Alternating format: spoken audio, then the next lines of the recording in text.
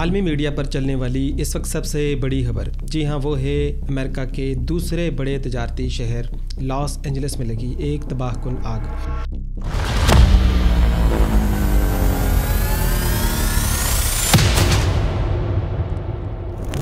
اس آگ کو بجھانے کے لیے امریکہ کی تاریخ کا سب سے بڑا فائر فائٹنگ آپریشن چل رہا ہے، جس میں 7,000 سے زیادہ فائر فائٹرز جدید اکوپمنٹ کے ساتھ آگ کو بجھانے کے لیے 24 گھنٹے کام کر رہے ہیں۔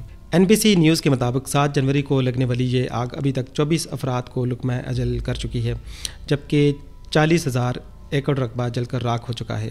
12,000 سے زائد بلڈنگز تباہ ہو چکی ہیں اور 2 لاکھ افراد نقل مکانی کر چکے ہیں۔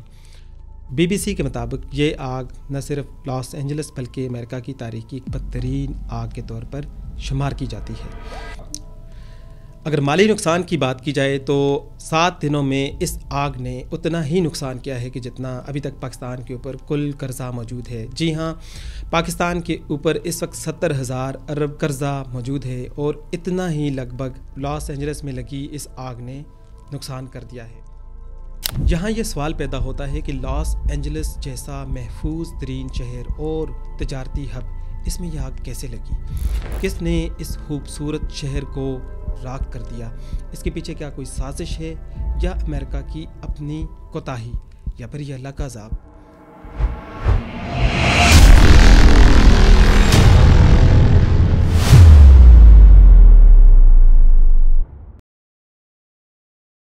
السلام علیکم دوستو۔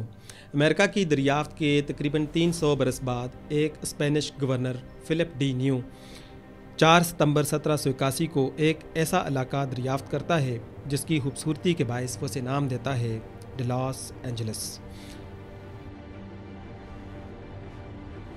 1821 میں میکسیکو اسپین سے آزادی حاصل کرتا ہے اور کیلیفورنیا اور لاس اینجلس میکسیکو کا حصہ بن جاتے ہیں، مگر 1848 میں میکسیکو امریکہ وار کے نتیجے میں کیلیفورنیا میکسیکو سے آزادی حاصل کرتا ہے اور 1850 میں امریکہ کا باضابطہ حصہ بن جاتا ہے، جبکہ لاس اینجلس اس کا سب سے اہم تجارتی شہر بن جاتا ہے۔ لاس اینجلس جنوبی کیلیفورنیا میں واقع ہے۔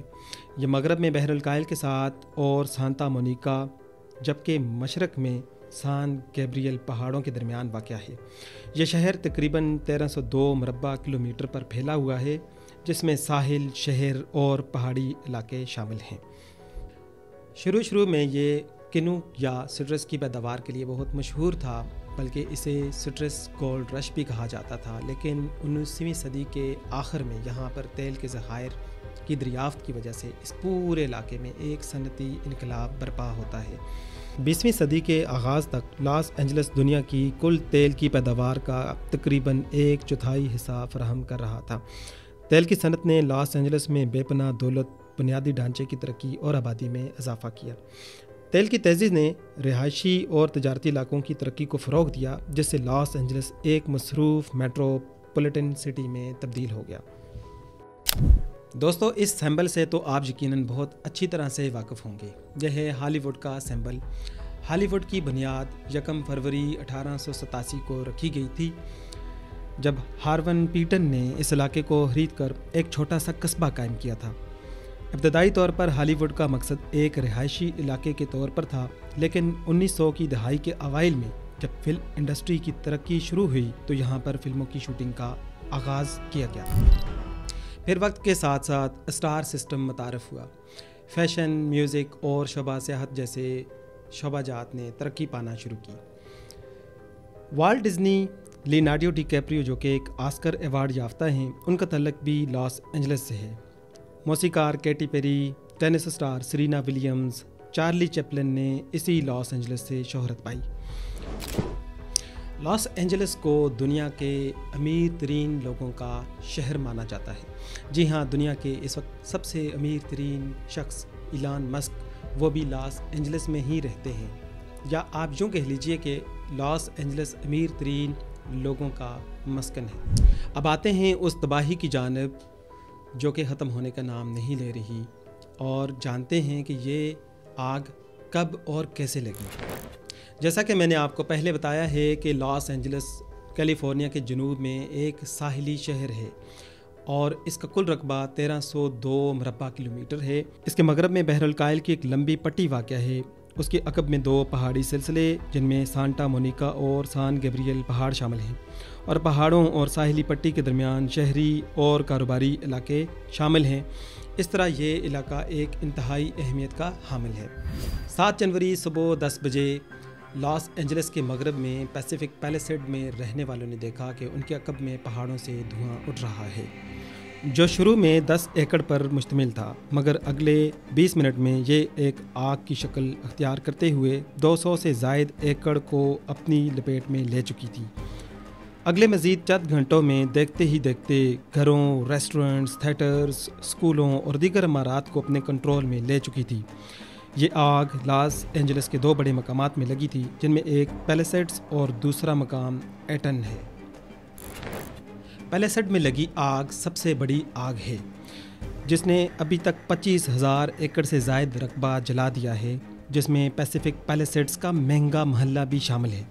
اتوار کی صبح تک یہ آگ 11% تک قابو پائی جا چکی تھی، مگر ابھی تک یہ آگ مزید تباہ کاریاں کر رہی ہے، جس میں ایلٹنڈا جیسے علاقے شامل ہیں۔ اس نے 14,000 ایکڑ سے زیادہ رقبہ جلا دیا ہے، جس پر ابھی صرف 25% قابو پایا جا چکا ہے۔ کیا آپ جانتے ہیں اس آگ کے اندر کن کن لوگوں کے گھر جل کر راکھ ہوئے ہیں؟ اگر مشہور سیلیبریٹیز کا نام لیا جائے تو اس میں میل گبسن کا نام سب سے اوپر آتا ہے۔ میل گبسن کے علاوہ لائٹن میسٹر اور پیرس ہلٹن گھر بھی جو ہے اس میں جل کر راکھ ہو چکا ہے۔ کیا آپ جانتے ہیں کہ اس آگ کو بجھانے کے لیے کون کون سے ممالک اس وقت امریکہ کو پیشکش کر چکے ہیں؟ ان میں سر فہرست کینیڈا ہے، اس کے بعد مشرقی یورپ اور یوکرین نے بھی آفر کیا ہے کہ وہ اپنے فائر فائٹرز کو اس آگ کو بجھانے کے لیے فی الفور بھیجیں گے۔ دوستو، اب یہاں یہ سوال پیدا ہوتا ہے کہ آخر یہ آگ کب بجھے گی، اور اگر یہ آگ بجھ جاتی ہے، جس کی ہم سب دعا کرتے ہیں، تو لاس اینجلس کی رونقیں کب بحال ہوں گی؟ یہ جو آگ کا ملبہ ہے، اس کو صاف کرنے میں کتنا عرصہ درکار ہوگا؟ اس حوالے سے فیڈرل ایمرجنسی مینجمنٹ ایجنسی کے ایڈمنسٹریٹر کہتے ہیں کہ انہیں کم از کم بھی 6 مہینے کا عرصہ درکار ہے، جبکہ اس بارے میں امریکی عوام اور بالخصوص متاثرین ان کے کیا تاثرات ہیں، ہم آپ کو بتاتے ہیں۔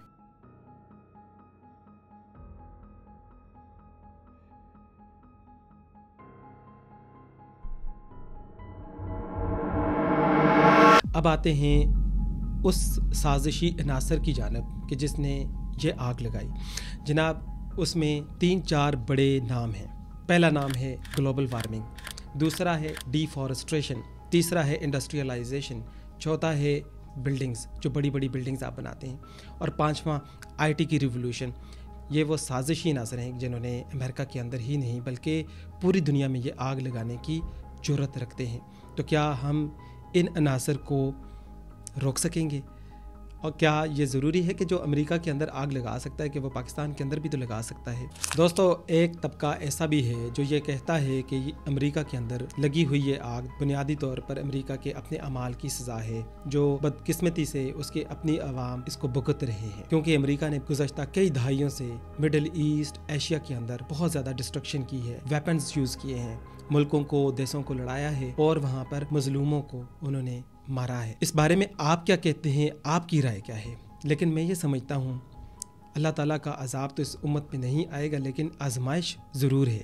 اس آزمائش کا سامنا ہم بھی کر سکتے ہیں۔ ہمیں بھی اپنے اعمال کا جائزہ لینا چاہیے، چاہے وہ لاس اینجلس میں لگی آگ کے نتیجوں میں لاکھوں لوگوں کی بے سر و سامانی کی بات ہو، یا وہ غزہ کے اندر میس ڈسٹرکشن کی بات ہو۔ ہمیں مظلوموں کے ساتھ کھڑا ہونا ہوگا، اور ہمیں اس سے بڑھ کر اس دنیا کو محفوظ بنانا ہوگا، شجر کاری مہم کرنی ہوگی، گلوبل وارمنگ سے اس دنیا کو بچانا ہوگا، اپنے آنے والے کل کے لیے سوچنا ہوگا۔ دعا ہے کہ اللہ تعالیٰ ہم سب کو اپنی امان میں رکھے، اور جو تباہی ہم جنگ اور ڈیولپمنٹ کے نام پہ کرتے ہیں، اللہ تعالیٰ ہمیں اس سے ہدایت دے۔ اللہ تعالیٰ مشرق میں رہنے والے اور مغرب میں رہنے والے اپنے تمام مخلوق پر اپنا کرم و فضل فرمائے۔ یہ آگ بجھ جائے، چاہے وہ غزہ میں لگی ہے یا لاس اینجلس میں لگی ہے۔ اگر آپ کو ہماری ان ویڈیوز کا سلسلہ پسند آ رہا ہے تو ہمارے چینل کو بھی سبسکرائب کیجئے اور اپنے دوستوں کے ساتھ شیئر کیجئے، تاکہ ہم اس طرح کی معلوماتی ویڈیوز کو بنائیں۔ اپنا بہت سارا خیال رکھیے گا۔ اللہ حافظ۔